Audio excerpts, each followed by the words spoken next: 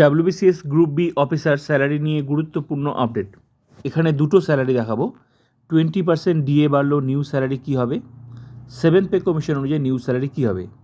20% DA নতুন, আর আগের 18% DA ছিল। টোটাল 38% ডিএ পাওয়া যাবে অক্টোবর থেকে। নিউ স্যালারি কী হবে? Gross salary, enhance salary. 7th pay commission 2027-এই স্যালারি পাওয়া যাবে 7th পে কমিশন অনুযায়ী।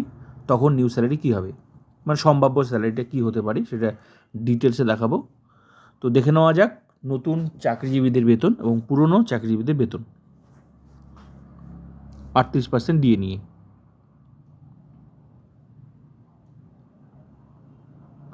শুরুতেই আমি দেখাচ্ছি 38% ডিএ নিয়ে নতুন স্যালারি কী হবে অক্টোবর থেকে।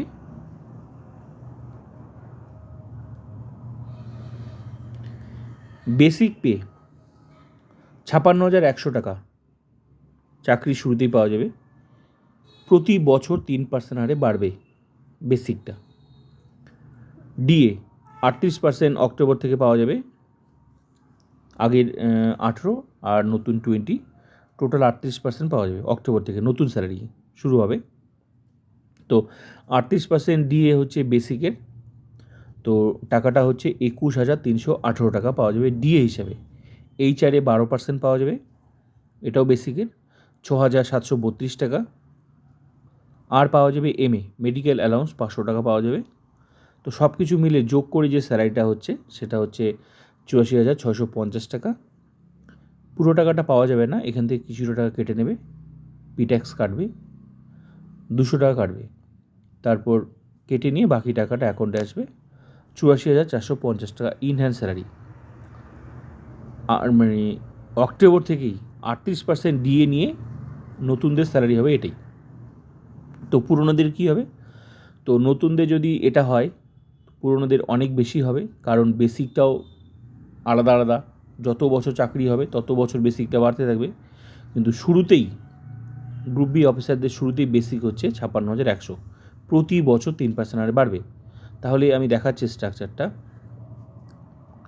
এই যে 56,100, এই স্ট্রাকচারটা কিন্তু গ্রুপ বি অফিসারদের।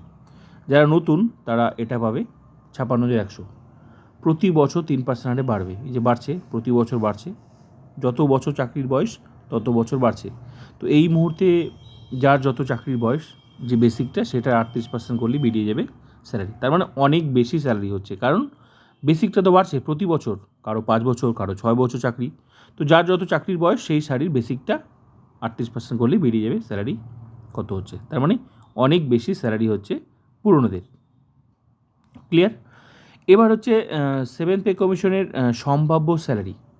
পুরোটা সরকার ঠিক করবে, কিন্তু কিছুটা অনুমান করা যেতে পারে কি হতে পারে 7th পে কমিশনের স্যালারিটা।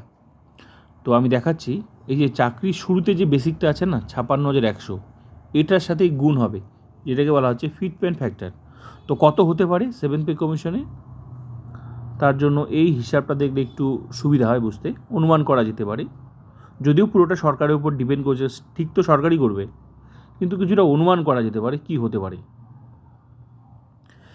এটা হচ্ছে 6th পে কমিশনে, এবার 6 থেকে 7 আসবে। আগে ছিল কত? 21,000 টাকা ছিল 5th পে কমিশনে। 21,000 থেকে 1 লাফে আসলো 6th পে কমিশনে, আসলো 56,100। তারপর প্রতি বছর সেট করে দিয়েছে যে কোন বছর কোনটা বেসিকটা পাওয়া যাবে, প্রতি বছর বাড়ছে। তো সেই সময় 21,000 থেকে 1 লাফে 56,000 গুণ হয়েছিল 2.57 ফিটমেন্ট ফ্যাক্টর, মানে 5 থেকে 6 যখন এসেছিল তখন গুণ হয়েছিল 2.57 ফিটমেন্ট ফ্যাক্টর। কিন্তু আমারও মনে হচ্ছে এবারও কিন্তু 2.57 ফিটমেন্ট ফ্যাক্টর হওয়ার সম্ভাবনা রয়েছে। 2.57, তো যদি 2.57 হয়, এটা কিন্তু পুরোটা সম্ভাব্য। হ্যাঁ, আমার যা মনে হচ্ছে হওয়ার সম্ভাবনা রয়েছে, কারণ এই সরকার কিন্তু বেতন দেয়। যদি 2.57 হয়, কারণ 20% ডিএ নিয়েই বোঝা যাচ্ছে এই সরকার কীভাবে স্যালারি দেয়, নাহলে একবারই 20% ভাবা যায়? তো 20%, এবার 2.57 ফিটমেন্ট ফ্যাক্টর, তাহলে কী হবে? যদি 2.57 হয়, তাহলে 56,100 সাথে গুণ হয়ে নতুন বেসিক আসবে 1,44,177। শুরুতে ডিএ শূন্য, কিছুদিন পর অ্যাড হয়ে যাবে। এইচআরে এখন যেটা আছে সেটাই সম্ভাবনা আছে, কারণ এগুলো তো থাকবেই বেতনে। এইচআরে MA। তো এখন যেটা আছে সেটাই, এর থেকে বেশি হলে তো আরও বাড়বে, কিন্তু যেটা আছে সেটাই তো মিনিমামটাই আমি ধরলাম 12%। তো 12% হলে টাকাটা হচ্ছে 17,301 টাকা, MA 500 টাকা। তো সব কিছু মিলে যোগ করে যে স্যালারিটা হচ্ছে 1,61,978। পিট্যাক্স কাটবে 200, কেটে নিয়ে বাকি টাকাটা অ্যাকাউন্টে আসবে 1,61,778। এটা হচ্ছে সম্ভাব্য স্যালারি 7 পে কমিশনে হওয়ার সম্ভাবনা আছে যদি 2.57 ফিটমেন্ট ফ্যাক্টর আমার যা মনে হচ্ছে। কিন্তু যাই হোক, ফিটমেন্ট ফ্যাক্টর স্যালারি কিন্তু 7 পে কমিশনে অনেকটাই বাড়বে, এখনকার থেকে অনেকটাই বাড়বে। এ সরকার কিন্তু স্যালারি দেয়। তো যদি 2.57 ফিটমেন্ট ফ্যাক্টর হয় তাহলে 1,44,000 বেসি, নতুন বেসিক। তো এটা যদি নতুনদের হয় তাহলে পুরোনোদের কী হবে, প্রতি বছর এটা আবার বাড়বে বেসিকটা। তো এই মুহূর্তে প্রতি বছর বাড়লে এখানে তখন এরকমই একটা স্ট্রাকচার আসবে, এই 6 সেটটার মতোই আসবে, সেট করে দেবে কোন বছরে কোন বেসিকটা পাওয়া যাবে, নতুন রূপে বেসিক আসবে। তো এক্ষেত্রে তখন 7 পে কমিশনে যে 6 সেটটা আছে না, 6 সেটটা ওল্ড এন্ট্রিতে চলে যাবে। আর 7 পে কমিশনে যদি 2.57 এটার মতোই হয় তাহলে কিন্তু 1,44,000 বা যাই দিক না কেন সরকার প্লাস মাইনাস করে সেটা এখানে ফিক্স করবে, তারপর প্রতি বছর সেট করে দেবে কোন বছরে কোনটা পাওয়া যাবে। প্রতি বছর আবার 3% হারে বাড়বে। তো এই মুহূর্তে যাদের পুরনো চাকরিজীবী, কত বছর চাকরির বয়স, সেই স্যালারির বেসিকটা, তার মানে পুরনো চাকরিজীবীদেরও বেসিক অনেক বেশি হবে, স্যালারিও অনেক বেশি হবে 7 পে কমিশনে।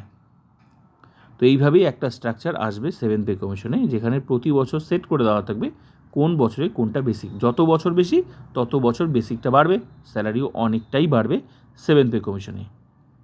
তো এখন দেখার এই ফিটমেন্ট ফ্যাক্টর, কিন্তু পুরোটা সরকারের উপর ডিপেন্ড করছে নতুন রূপে স্ট্রাকচার সাজাবে।